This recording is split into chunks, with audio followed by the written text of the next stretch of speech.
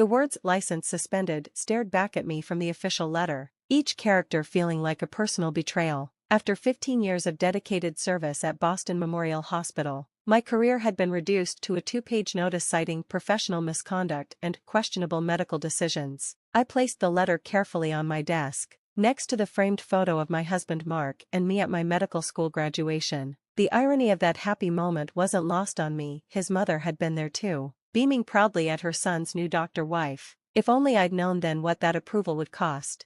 My name is Dr. Emily Chen, and at 38, I'd built a reputation as one of Boston Memorial's most respected emergency medicine physicians. That was before Victoria Sterling, my mother-in-law and newly appointed hospital board member, decided I wasn't worthy of her son after all. Dr. Chen, Jenny, one of our veteran nurses, poked her head into my office. Her eyes were red-rimmed, she'd obviously been crying. The staff, we've all heard, this isn't right. I managed a small smile. No, it's not. But it's not over either. She stepped inside, closing the door behind her. Dr. Sterling was bragging about it in the boardroom, said she'd finally dealt with the problem. We all know what she's doing. Emily, this isn't about patient care. No, it wasn't. This was about control. About a woman who couldn't bear the thought of her precious son being married to someone who wouldn't bow to her influence. The fact that Mark and I had been happily married for 10 years. That I'd built my own successful career without her help, it ate at her. Jenny, I said carefully, those patient files Victoria claims show my misconduct. Did she access them herself? Jenny's eyes widened slightly. Yes, she's been coming in late at night, going through records. We thought it was just normal board oversight. But, I nodded, keeping my expression neutral. And did she use her own login credentials? No, Jenny replied, understanding dawning on her face. She's been using Dr. Morrison's. He's been on sabbatical, but his access is still active. Exactly what I'd suspected. Victoria's arrogance had made her sloppy. She'd left a trail, thinking no one would dare question her actions. That evening, I sat in our home office, surrounded by copies of patient records I'd carefully documented over the years. Mark found me there, still reviewing files hours after dinner. He said softly, Mom called. She wants us to come over tomorrow. Says she has something important to discuss. I looked up at my husband, this kind, brilliant man who'd somehow emerged decent despite Victoria's toxic influence. I assume she wants to celebrate destroying my career? He sat heavily in the chair across from me. I don't understand why she's doing this. You're an amazing doctor. The patients love you. The staff respects you. But I don't defer to her. I finished. I don't ask her permission for career decisions or consult her about our personal lives. That's what this is really about. Mark ran a hand through his hair in frustration. I'll talk to her. Make her understand. No, I cut him off gently. Don't you see? That's exactly what she wants, to force you to choose between us. To prove she still controls you. He was quiet for a moment, studying the papers spread across my desk. These patient records. What are you looking for? I hesitated. What I'd discovered in my review of the files was bigger than just Victoria's vendetta against me. Much bigger.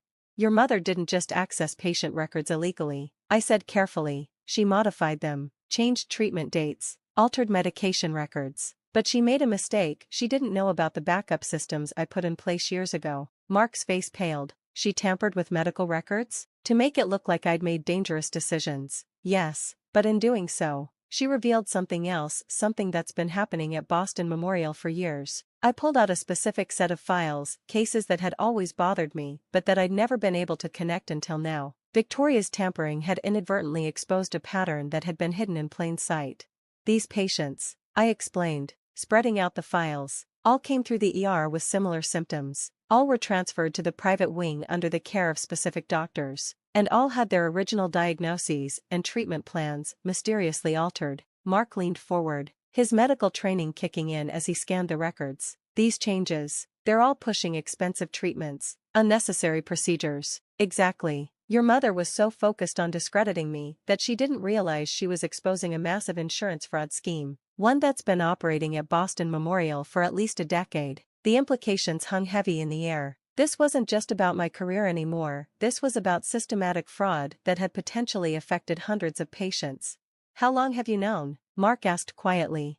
I've suspected something was wrong for years. Certain cases didn't add up, treatments seemed excessive, but I could never prove anything. The records always seemed to support the decisions. Even when my notes said otherwise, I pulled out another file, this one containing records of my own documentation over the years. I started keeping separate records after the first few suspicious cases, private notes, copies of original diagnoses, even recordings of some patient consultations. I knew something wasn't right, but I never imagined that my mother would accidentally expose it all. Mark finished. He was silent for a moment. Then, what are you going to do? I smiled for the first time that day. First, we're going to your mother's house tomorrow. I want to hear exactly what she has to say about my suspension. And then I'm going to meet with someone who's very interested in insurance fraud at major hospitals. Someone Victoria would never suspect, I know. The next morning, I made 2 calls. The first was to Dr. Sarah Martinez at the State Medical Board, not about my suspension, but about a pattern of suspicious billing practices I'd documented. The second call was to FBI Special Agent David Chin, no relation, who specialized in healthcare fraud investigations. He'd been looking into several hospitals in the Boston area, but hadn't been able to crack the careful documentation that covered up the scheme. "This is exactly what we needed," he said after I explained what I'd found. "But are you sure you want to do this? Your mother-in-law tried to destroy my career to maintain her control over her son," I finished. "She needs to learn that actions have consequences." That afternoon, Mark and I drove to Victoria's massive colonial home in the suburbs. She opened the door wearing her usual perfect smile, every gray hair expertly colored and styled. "Mark, darling," she cooed, embracing him before turning her cold eyes to me. "Emily, I suppose you've heard the news about my suspension?" I kept my voice steady. "Yes, I have." "Well, come in," she said, ushering us into her formal living room. "We need to discuss your future. Or rather, lack thereof." I sat quietly as she launched into her carefully prepared speech about how this was really for the best, how I could find something more suitable to do with my time, how Mark deserved a wife who would prioritize family over career. "After all," she concluded with a smirk, "you'll never practice medicine again. I've made sure of that. Perhaps now Mark will finally see reason and end this unfortunate marriage." I felt Mark tense beside me, but I squeezed his hand gently. "Stay calm. Let her talk." "Actually, Victoria," I said pleasantly, "I should thank you." She blinked, clearly thrown by my response. "Thank me?" "Yes. Your thorough review of my patient files has been incredibly helpful. In fact, I have a meeting tomorrow morning with some people who are very interested in what you found." "What are you talking about?" Her perfect composure cracked slightly. "The FBI's Healthcare Fraud Division, for one. The State Medical Board, for another. They're particularly interested in the pattern of altered records and inflated billing you accidentally exposed while trying to discredit me." The color drained from Victoria's face. "You're lying. You can't prove anything, can't I?" I pulled out my phone, showing her the access logs Jenny had provided. "Every time you used Dr. Morrison's credentials to access and modify records, it was logged. Every change you made was tracked. And in trying to make me look bad, you revealed something much bigger, didn't you?" Victoria's hands trembled as she reached for her wine glass. "You have no idea what you're talking about. The board will never believe you over me." "The board won't have a choice," I replied calmly. "Not with the evidence I've collected, not just about your tampering, but about the entire scheme. Did you really think I wouldn't keep my own records? That I wouldn't document every suspicious case that came through my ER?" Mark sat forward, his voice tight with anger. "How long, Mom? How long have you known about the fraud?" Victoria's mask finally cracked completely. "You don't understand. The hospital needed the revenue. Insurance companies keep cutting reimbursements, costs keep rising. We did what we had to do, by ordering unnecessary procedures? By altering patient records to justify excessive treatments?" I shook my head. "How many people were harmed by this, Victoria? How many patients underwent procedures they didn't need?" "No one was harmed," she snapped. "They got excellent care care they didn't need," Mark interrupted. "Care that could have caused complications, that put them at risk unnecessarily. Also the hospital could bill their insurance for more money." I stood up, smoothing my skirt. "The FBI will be executing search warrants tomorrow morning. They'll seize the hospital's records, both sets of them. The real ones and the altered ones. Victoria's face went from pale to ashen. You can't do this. You'll destroy everything. No, I corrected her. You did that when you decided to abuse your power. When you thought you could use your position to control everyone around you. As we walked to the door, she called out desperately, Mark, please. You can't let her do this. I'm your mother. Mark turned back to her, his expression sad but determined. And Emily is my wife. The woman I love. The doctor who actually cares about her patients. You did this to yourself, Mom. The next morning, I watched from across the street as FBI agents entered Boston Memorial. Victoria arrived shortly after, only to be met by agents at the door. Her perfect composure crumbled as they escorted her inside. Jenny called me an hour later. They're going through everything, she reported. Dr. Morrison just confessed to giving Dr. Sterling his login credentials. Said she threatened his position if he didn't cooperate. How many others? I asked, though I already suspected the answer. At least 6 doctors involved in the scheme directly. More who knew but stayed quiet. The private wing is shut down completely while they investigate. Over the next few weeks, the full scope of the fraud became clear. For over a decade, certain doctors had been ordering unnecessary tests and procedures, altering records to justify the treatments, and billing insurance companies for millions in fraudulent claims. Victoria, as board member and chief of surgery, had been one of the architects of the scheme. Her attempt to discredit me had inadvertently exposed the careful documentation system they'd created to cover their tracks. The state medical board not only reinstated my license, but commended my documentation of suspicious cases.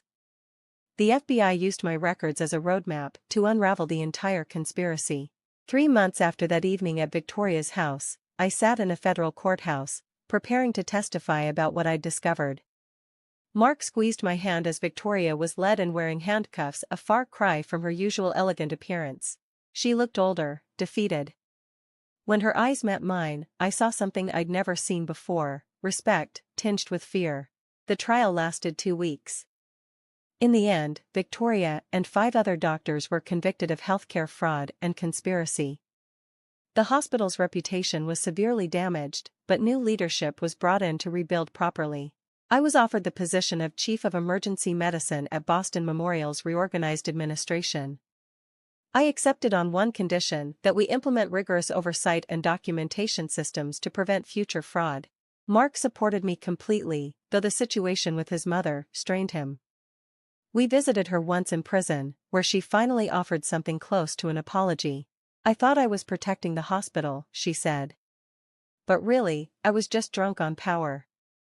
The ability to control things, to make decisions without anyone questioning me. That's why you hated me so much, I realized. Because I questioned things. Because I kept records and documented inconsistencies. She nodded slowly. You were a threat to the system we'd built. And to my control over Mark. I couldn't allow either. A year after Victoria's conviction, I stood in Boston Memorial's ER, watching my team work. The hospital was different now, more transparent, more focused on patient care than profits. My detailed documentation system had become the standard across all departments. Mark joined me during his break from surgery, wrapping an arm around my waist. Mom's parole hearing is next month, he said quietly. I nodded. We'd discussed this. What do you think she'll do if they release her? Move to Florida with my aunt, he replied. She knows she can't stay in Boston. Her reputation here is destroyed, along with her power. I added, that's what will hurt her the most. He smiled slightly. You know what's ironic? If she hadn't tried to destroy your career, hadn't gotten sloppy trying to discredit you, the fraud might never have been discovered. Sometimes people's worst impulses lead to their downfall, I said. She was so focused on controlling us that she lost control of everything. Later that evening, as I reviewed patient files, properly documented and transparently stored, I found myself thinking about power and control. Victoria had spent years building her empire of influence, never realizing that true power comes from using your position to help others, not control them. The photo from my medical school graduation still sat on my desk, but now it was joined by a news clipping about the fraud conviction and the doctor whose careful documentation had exposed it all. Victoria had tried to end my medical career to maintain her control. Instead, She'd helped me remake the hospital into something better, something honest. Sometimes the best revenge isn't about destroying your enemies, it's about building something stronger from the ruins of their schemes.